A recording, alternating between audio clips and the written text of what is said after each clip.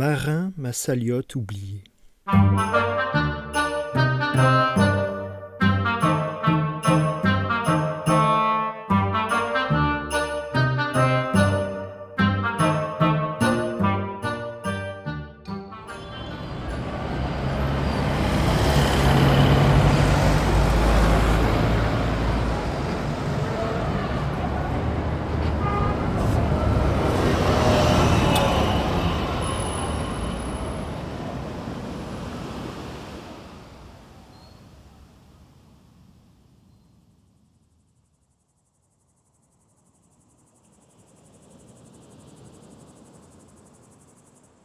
1989, en plein cœur du quartier d'Andoum, à Marseille.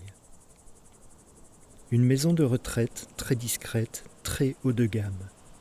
L'écrivain et journaliste Georges Fauveau, 25 ans, vient de laisser le vieux marin Titus Vesperini, 95 ans, les yeux clos, dans un jardin qui embaume la résine de pin, les agrumes et un rien d'air marin. Peu cher. C'est pas un perdreau de l'année, ce minot. Il va croire que je le prends pour une truffe.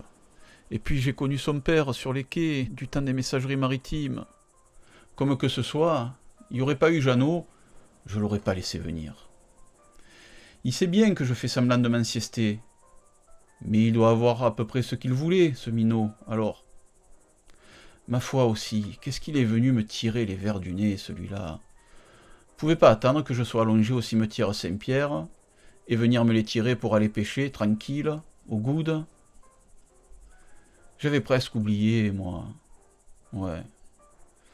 J'avais presque oublié tout ça, ma foi. Presque. Ouais, bon, ma foi, faut pas abuser, hein. Une maison de retraite comme ça, mes zigues, j'aurais jamais pu me la payer, hein. Je me suis un peu douté qu'il devait être derrière. Et puis il passe, de temps à autre. Le muet, ou l'autre, celui aux yeux noirs. Pas de nom, hein, surtout pas de nom, peu cher. Je suis de la vieille école, moi. Pas de nom, pas de photo, pas de carte de visite. Et toujours, le dos au mur. Mais il a encore fallu qu'il parle, ou qu'il écrive, cette esquinade perruquée de compas, toujours embraillé comme un gandin. Le vrai niçois. Moi, je parle, moi. Mais alors lui, il jacte plus qu'un merle, plus bavard qu'un avocat. J'étais jeune à l'époque. Quoi? Dans les 18 berges? C'était quand déjà, la première fois? Ma foi, ouais, c'est ça. Ça devait être en 1912. J'étais un jeune chien des quais, un vrai petit mariole. Alors tu parles. La société des vieilles têtes à long chapeau. Au début, quand ils ont commencé à me parler de livres cachés, de connaissances troubles, d'angliches à rouler dans la farine et à foutre dans le pétrin, j'ai cru à une galéjade de bourgeois parisiens qui voulaient s'encanailler dans les bordels du quartier Saint-Jean et qui nous prenaient tous pour des couillots. On s'est bien payé leur fiole avec Ange Gandalf. Des pigeons en or, à plumer, avec les poules et les girelles, qu'on s'est cru. Eh ben, ils avaient raison. J'étais un peu couillon sur le coup. C'est eux qui m'ont eu. Et puis ils ont disparu, pendant un moment. Après le dynamitage de Saint-Jean par les Allemands, et tout le reste. Plus de nouvelles. Ma foi, j'ai cru que les Boches avaient eu leur peau à tous, même aux deux huiles, là. C'est vrai qu'ils doivent être encore plus vieux maintenant. Plus vieux que moi. Ma foi, plus vieux que moi. Il était déjà en 1912 alors. Mais moi, je voudrais pas. Il m'aurait proposé à temps, j'aurais dit non. Ça me reste encore. Ça me reste encore quand même la première fois. Comme si c'était encore maintenant. Pourtant, j'ai mis un cierge après, à la bonne mère. Mais rien n'y fera. Ça me restera jusqu'à la fin. La première fois où je suis devenu un membre de leur bande, là. La société des vieilles têtes à long chapeau. Tu parles. Même là, je continuais de croire que c'était des blaireaux pleins d'oseille. Pourtant, j'avais déjà fait quelques gâches, pas faciles pour eux. Entre les livres qui font peur et les polonais des fenestrés. Il y avait eu du coucarin, hein. Ils voulaient m'initier, comme il répétait tout le temps. M'initier. Était, ma foi, comme il payait. Je suis arrivé à Lambesc une après-midi. Je m'étais mis sur mon 31. Tu parles. On aurait dit un maquereau de la Joliette au milieu de l'Académie française. Ils avaient tous de longues vestes, noires, comme pour un enterrement, et de longs chapeaux, et des binocles, et des monocles, et des cravates, et des moustaches, ou de vieilles barbes, et des patins, et des couffets. C'est facile. On aurait cru un congrès de docteurs ou de savants. Ouais, ma foi, pas des savants de Marseille, hein. Ils ont même fait une photo. C'est pour vous dire qu'ils se croyaient intouchables. Il ne faut jamais faire de photo. Jamais. Devant la grotte, ils ont fait la photo. Celle où celui aux yeux noirs avait trouvé le monstre, là. Celle avec les guêpes, là. Après le tremblement de terre de 1909. C'est ce qu'il racontait, celui aux yeux noirs. Mais bon, moi je crois que c'était pour faire peur aux autres. À ceux qu'on aurait dit des savants. Ma foi, je crois.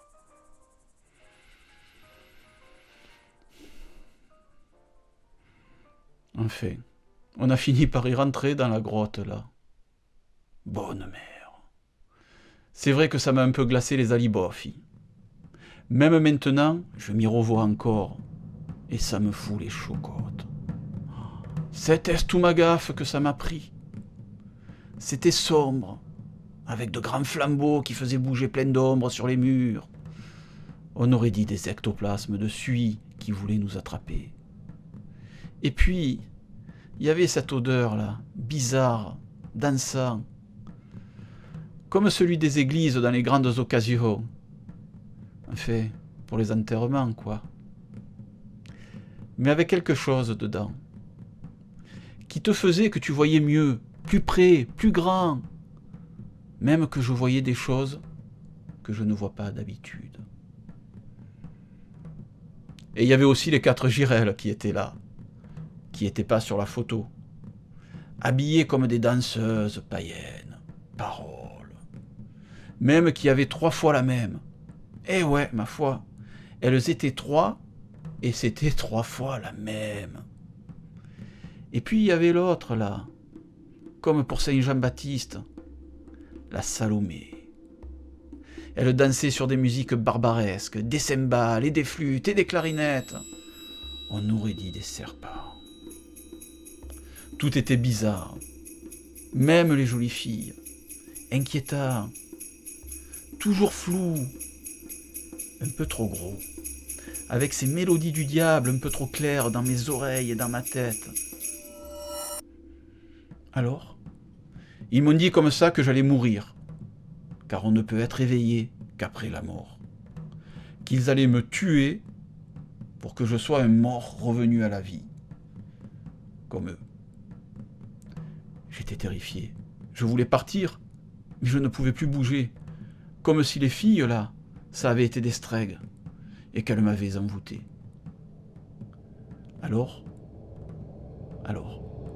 ils m'ont tué. Ça a été terrible. Bon, ils m'ont pas fait le coup qu'ont fait les francs-maçons à Saint-Germain. Là, tu sais, de me filer un coup de gourdin sur la ganache en tirant à côté un coup de pistolet pas chargé. Non, ça, c'est du grossier. C'est du mécanique, c'est du bon à tout, du bon à rien. Non, eux, eh ben ils m'ont fait pire. T'as celui au regard, là, tout noir, qui se plante devant toi. Il t'aspire dans ses yeux pendant qu'avec ses pensées, le muet, il entre dans ta tête. Et il te tue. Ouais, il te tue comme dans la vraie vie. J'ai commencé à étouffer, à m'étouffer. J'ai vu toute ma petite vie de petit mariole d'à peine 18 ans toute ma petite vie défiler devant mes yeux, pendant que mon corps était mis en pièces par des rats énormes, gros comme des chiens des quais, aux yeux rouges, enragés. Ils me bouffaient d'eux partout. J'avais mal, je hurlais, je voyais toute ma vie qui passait, je voyais tous mes rêves qui brûlaient, et les douleurs qui détruisaient tout mon corps. Et mon esprit qui sombrait dans une nuit, sans rien après. Pire, je voyais aussi leur vie, à eux deux. Et c'était encore pire, surtout pour le muet. Je hurlais de douleur et de terreur pour moi. Pour lui, j'ai pleuré. J'ai pleuré toutes les larmes de mon corps pour lui. Je pleure encore à me souvenir de ses malheurs. Peu cher, pauvre minot, il a morflé le muet. Et après, j'ai sombré dans cette ignoble souffrance qui m'a dévoré, jusqu'à ce qu'il ne reste plus rien. Quand je me suis réveillé, ils m'ont dit que j'étais initié, comme eux. À eux, en fait. Mais moi, je préfère mourir. Et bien après, même si j'étais à eux, j'y suis quand même allé mettre un cierge à la bonne mère. C'est osé, hein. Mais bon, je savais qu'elle m'en voudrait pas, la bonne mère. Au contraire, elle est là pour ça. Nous protéger même de nous-mêmes. Il y en a au panier, ils tirent le diable par la queue, toute leur vie. Moi, je me suis mis avec ses amis au diable. Et ma foi, ils sont toujours là.